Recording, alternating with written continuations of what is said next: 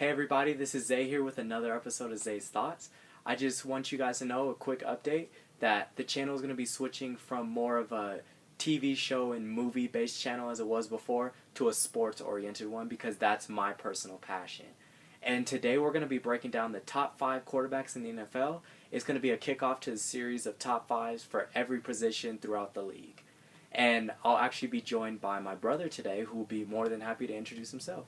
Hi guys, I'm Elijah.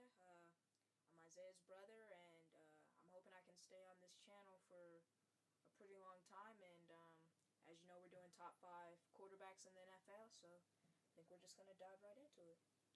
Alright, I'm going to start with my number 5 quarterback, who is none other than RG3, Robert Griffin III, the rookie. In his first year, I have him in the top 5 quarterbacks in the league, and this is why. 3,200 passing yards, 20 passing touchdowns, and only 5 interceptions, which is the least under anybody who's thrown more than 2,000, who threw for more than 2,000 yards, which is incredible in the entire league.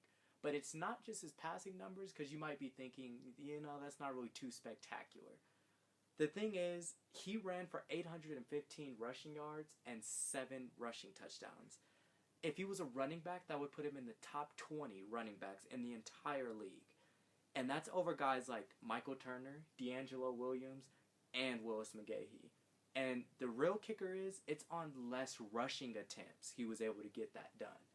So a guy with less rushing attempts, who has to read defenses as a quarterback, he has to learn secondaries, pick out the mics, he's still able to run for these crazy amounts of numbers, as well as passing ridiculously in ridiculous fashions, with a team whose talent set isn't as great as some of the other guys on this list.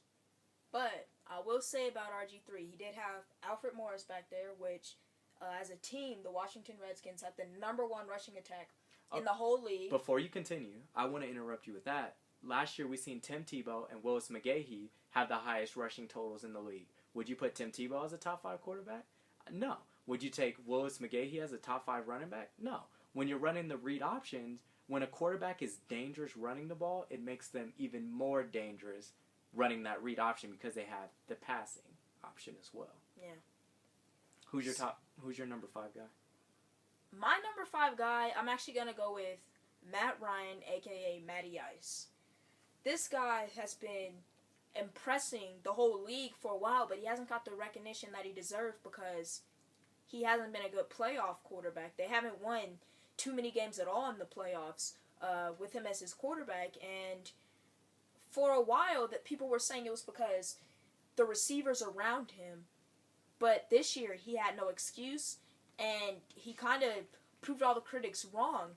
He has Julio Jones, Roddy White, one of the greatest tight ends, Tony Gonzalez, and he took his team. They had one of the best records in the league, took them to the playoffs, and made it to the divisional round, and they played the Seattle Seahawks, one of the best defenses in the league, and he showed out in a big game.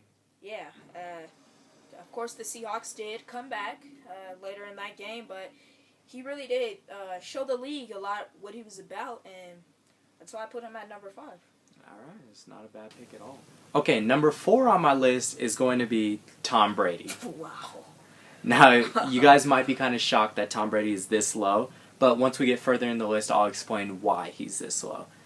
With 4,800 yards, 34 touchdowns, and only 8 interceptions. And let me remind you guys at home, 8 interceptions, throwing 300, 400, 500 balls is a really accurate number. Just think how accurate you have to be to only 8 times in a 16-game season you threw it to the other team out of 3, 4, 500 attempts. That's insane to wrap your mind about with all the defenses they have to look at. And this guy, the way he owns a huddle, the way he owns the field, he's a general, and that's why he's one of the best quarterbacks in the league. But without the talent that he's had over the last few years, we're really going to get to see how great he is. I agree with what you said wholeheartedly, just maybe not the placement. My number 4 quarterback is, in fact, Drew Brees. You guys at home may know that Drew Brees didn't have his head coach this year because of the Bountygate scandal, and they went through about 2 coaches, and Drew Brees' numbers were still ridiculous. He threw for 5,177 passing yards. That's leading the league in passing yards over Matt Ryan, Matthew Stafford, Tom Brady, and he threw for 43 passing touchdowns. And he doesn't necessarily have the weapons around him that, say, Tom Brady does with all those receivers and tight ends. I mean, he does have Jimmy Graham and Marquise Colston, but I can say that he might be the reason why Lance Moore and Robert Meacham are actual receivers that people would actually want on their teams. I think he could say that he kind of made them necessarily. And we saw Robert Meacham goes to San Diego, and he wasn't the same receiver without Drew Brees. Exactly. Okay, and my number 3 is actually going to be the guy that you just got done praising, Drew Brees. Like you said, 5,000 passing yards, 43 touchdowns, and less talent than anybody else who's on this list. Maybe outside of RG3, that can be debated. Because I do think that Jimmy Graham is an outstanding tight end. His running backs with Pierre Thomas and Darren Sproles, that's kind of been this battle, and he doesn't really have much help there. One of the worst defenses in the entire National Football League. So he's literally carrying not only the Saints, but the entire city and state just all on his back. Like, this is all Drew Brees. Everything he does is because of him. Like you said with the receivers, they're not as great as these other guys have.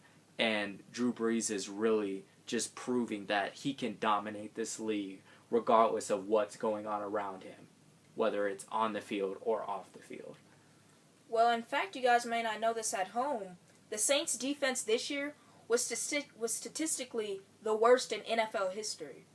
My number 3 quarterback is actually going to be who you just got finished praising, Tom Brady.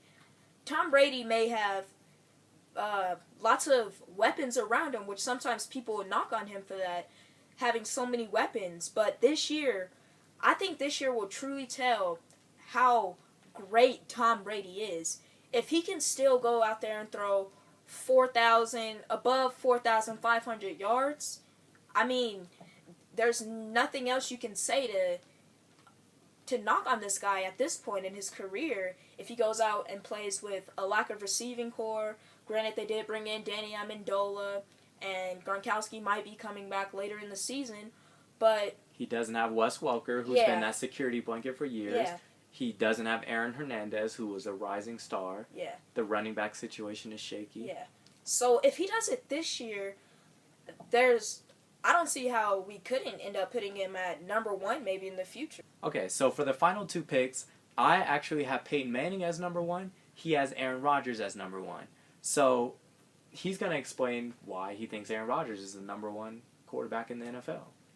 Well, the reason I think Aaron Rodgers is number 1 on the list is because he consistently plays at the top of the league every single year, and he's been sacked the most out of any quarterback in the whole entire National Football League.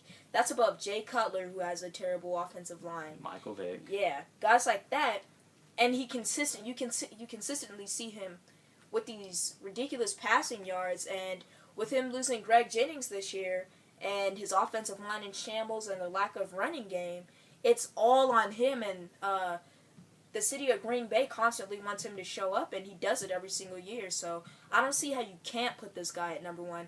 As Stephen A. Smith says on First Take, whenever they talk about him, that's Aaron a bad man. Yeah. That's a bad man. And my number 1 pick is Peyton Manning, the general himself, the teacher, the scout, the offensive coordinator, defensive coordinator. He'll be the water boy if you need him to. This guy is the greatest general in the history of the NFL. There's no one who knows the game better than Peyton Manning. And I'm including coaches, I'm including GMs. This guy knows the game. He can look at a defense and he can tell that defense how they run their system better than they can tell. He just will learn. He will breathe like these guys. If you show any flinch of a sign, this guy can tell. And with that coupled with 4,600 passing yards, 37 TDs, and only 11 interceptions, plus we're talking second in the league in passer rating, and the big kicker with him is something I believe he leads the league in. He averages 8 yards per passing attempt. That means on a 1st and 10, you get this guy lined up, you're automatically in a 2nd and 2. What running back in the league couldn't get 2 yards with 2 tries? You know? So he just can really make do with what he has. You've seen him turn Adai into a great running back, Willis McGahee into a great running back, and this year it'll probably be Ronnie Hillman or Monte Ball. And we had the luxury of going to a training camp and actually looking at his craft. And he was thrown to a little boy, you know, just one who was in the audience. The way he dropped back, the way he carried himself, the way he threw the ball, it was just like he was throwing to Demaryius Thomas or Eric Decker. This guy literally takes no plays off, and that's why he's number 1 in my books. And when you were talking about the way he's just a general and how he can play, how he can say the call better than the defense actually can, it was just so great to watch him in the playoff game against Baltimore. Him calling the defense's plays pretty much, and Ray Lewis counteracting those. Yeah. It was just such a great game to watch as a football fan. That will go down as one of the most legendary sights in Yeah. NFL history. Alright guys, this was Zay here with another episode of Zay's Thoughts. Thank you guys for watching. If you liked what you saw, please hit the thumbs up button and subscribe if you want to see more videos like this, and we'll be back soon with our top 5 running backs.